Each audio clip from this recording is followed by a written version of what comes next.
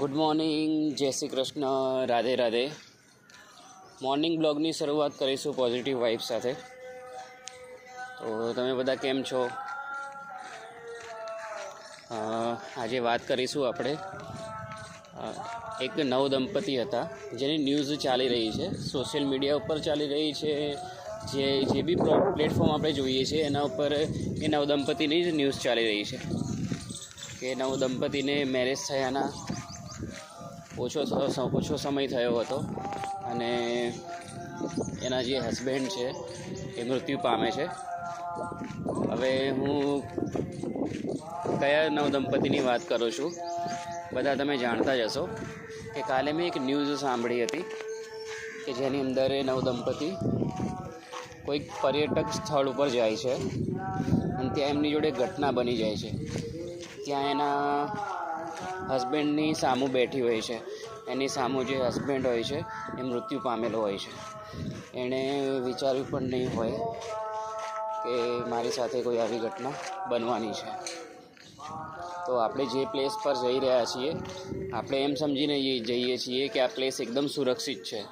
તો મારું તમને બધાને કહેવાનું એ છે કે આપણને કહેવામાં આવેલું છે કે આ જે સ્થળ છે પર્યટક સ્થળ એ સુરક્ષિત છે. તો આપણે પહેલાં કન્ફર્મ કરી લેવું જોઈએ કે આ જે સ્થળ ઉપર આપણે જઈ રહ્યા છીએ એ ખરેખર સુરક્ષિત છે, કારણ કે આ પ્રકારની ઘટનાઓ તો બને જ છે.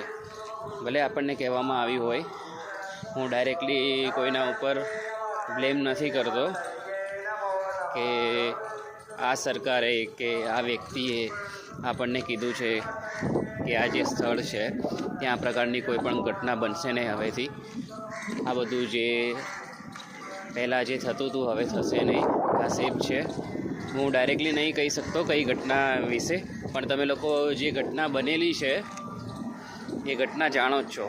સોશિયલ મીડિયા વાત અધૂરી રહી ગઈ હતી તો આપણે ફરીથી કન્ટિન્યુ કરશું કે 14 ફેબ્રુઆરી 2019ના દિવસે જે આપણા ઇન્ડિયન આર્મીના ભાઈઓ હતા એની સાથે એક ઘટના બનેલી હતી કે આ પ્રકારે જ ઘટના બની હતી, જેની અંદર એવું લાગતું હતું કે જાણી જોઈને આ કૃત્ય કરવામાં આવેલું હોય અને આપણા ઇન્ડિયન આર્મીના ભાઈઓ જે હતા એ મૃત્યુ પામ્યા હતા.